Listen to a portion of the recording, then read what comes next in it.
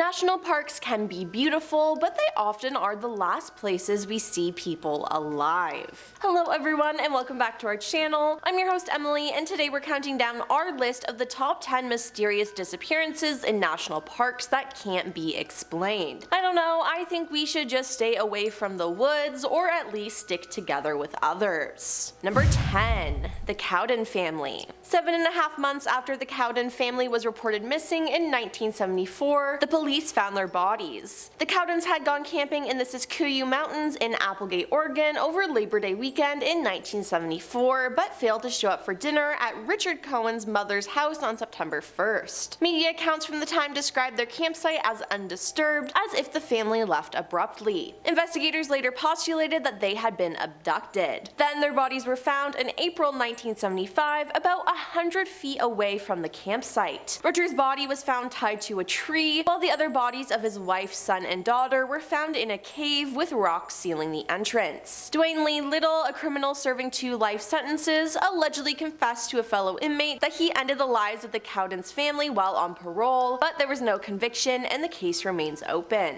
Number 9. Dennis Martin. Dennis Martin was on a camping trip near the Tennessee-North Carolina state line with his family in the summer of 1969. It was an annual Father's Day tradition. They headed to Smoky Mountain National Park to camp and hike. Dennis and his brothers had played a prank, and they were going to hide separately in a bush and jump out on different sides of the campsite to scare the dads. They did this prank, but then they realized that Dennis was missing. Family, park rangers, and other hikers spread out the search for Dennis almost immediately, but he was nowhere to be found. That evening there was heavy rainfall, which is bad news when you're trying to track someone. The search for Dennis became the largest in National Park Service history, and one of the people searching was Park Ranger Dwight McCarter, who had successfully tracked down hundreds of missing persons. Dwight was a seasoned tracker, and he was struck by the complete lack of any sort of tracks. Dennis seemed to have disappeared completely, leaving no trace at all. Number 8. Bessie and Glen Hyde. In 1928, Bessie and Glen Hyde were honeymooning in northern Arizona at the Grand Canyon when they vanished. They were traveling down the Colorado River in a boat in October and planned to boat through the Grand Canyon. Glen had run tough rivers before, but Bessie was new at it.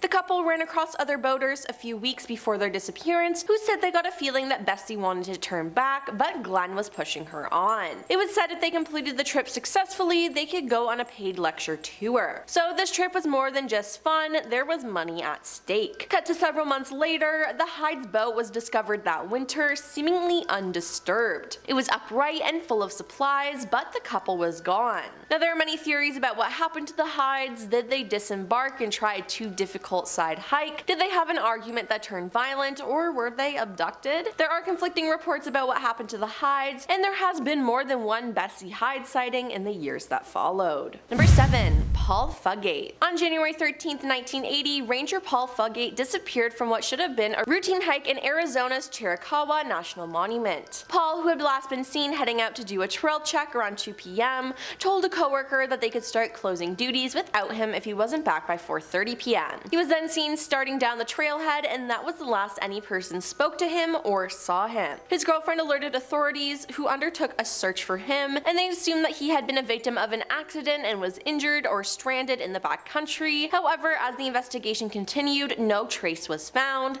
and suspicions began to rise. One park volunteer came forward to say that he'd seen Paul in a truck with 2 strange men, leading some to wonder if he had been kidnapped. Or some proposed he may have simply ditched his old life. Whatever the truth, no trace of Paul has ever been found since that day in 1980.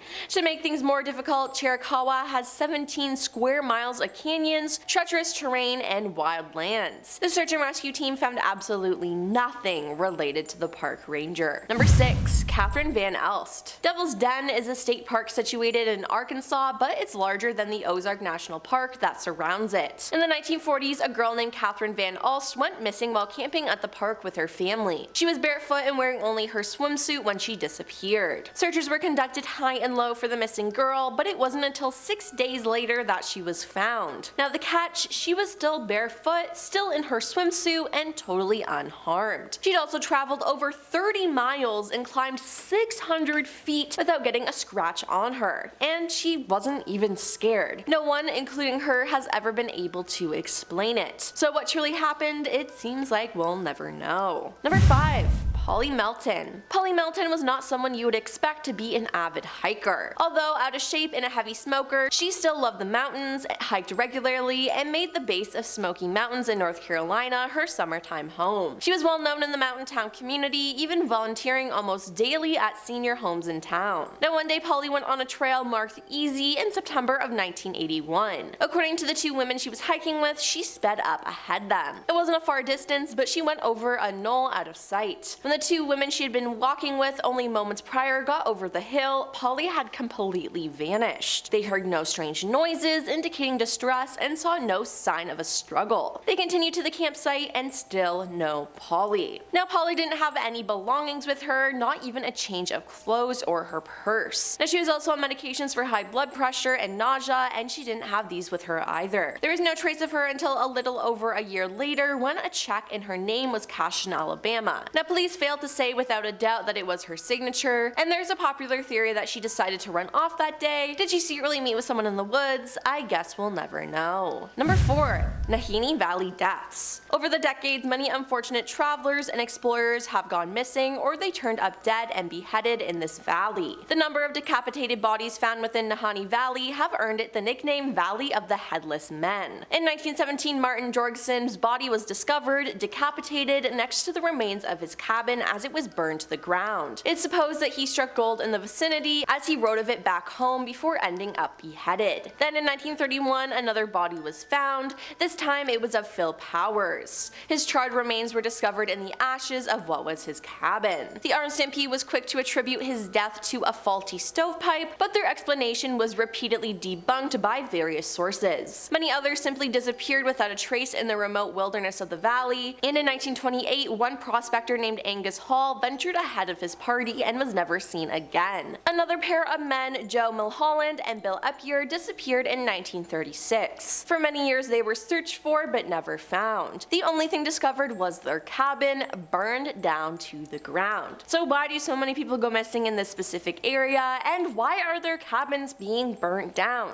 I need answers. Number 3. Larry Jeffrey. Larry Jeffrey disappeared near the peak of 12,000-foot Mount Charleston in Humboldt-Toibi National Forest. The search began immediately after the boy wandered away from his brothers, and within days the National Guard and a team of bloodhounds had joined the search. In a TV interview, David Paldies told reporter George Knapp that there were no predators afoot that day, and since the area they were in was pretty secluded, it's easy to rule out an abduction by car. This boy just walked into oblivion, David said. Now when Jeffrey disappeared, he was wearing light clothing, and authorities were doubtful that he could survive the cold temperatures at night. Searchers found and lost the trail a few times, and they discovered evidence that the boy had been eating insects and foraged berries along the way. Overall, around 1,000 people searched for 16 days, but they never found him. Number 2. Douglas Legg. Douglas Legg and some of his family were heading out for a hike at the Adirondack Forest Preserve, Sanatoni Preserve, when his uncle spotted poison ivy and told him to put on long pants to protect himself. Now the family's cabin was a short, straight shot from where they were, but Douglas was never seen again. Now he was very familiar with these woods as his family owned the cabin where they were staying and described him as a mini woodsman. Douglas's disappearance sparked one of the southern Adirondack's largest search and rescue missions, with more than 600 people searching the woods, but he left no trail. Rescuers used dogs in their search, and the dogs followed his scent over a 30-mile trail through difficult terrain. Now there's no way he could have traveled alone for such a distance. Some researchers reported seeing bear-like tracks near the site, and while black bears do drag their prey to cover, dragging someone 30 miles over difficult terrain seems unusual. The family became desperate and began suspecting each other and even their friends of abducting Douglas, but the police were certain he had simply gotten lost. Now, he was never seen again, and he still has not been found. And coming in at number 1 is David Gonzalez. David Gonzalez went camping with his family in San Bernardino National Forest. At one point, he asked his mother if he could go get some cookies from the family car. 40 minutes passed, and his mother realized that David never returned, and that the cookies he wanted to grab were still inside the car. Then he was never found alive again. His death is viewed as one of the strangest disappearances in national parks. A week later, his badly decomposed body was found only a mile away from where he went missing. This area was already combed days prior, so this means that he must have been dropped there by someone or something. An autopsy revealed no trauma and no overt injury. He was just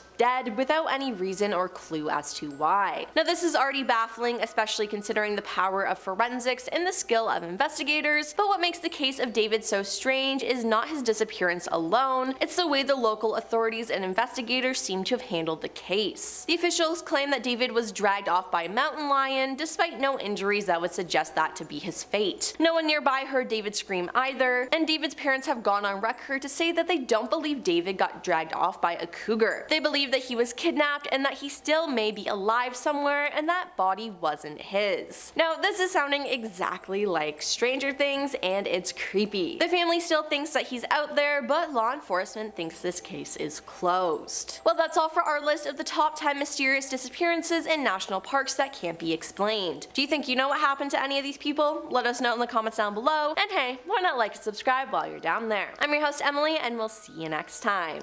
Peace.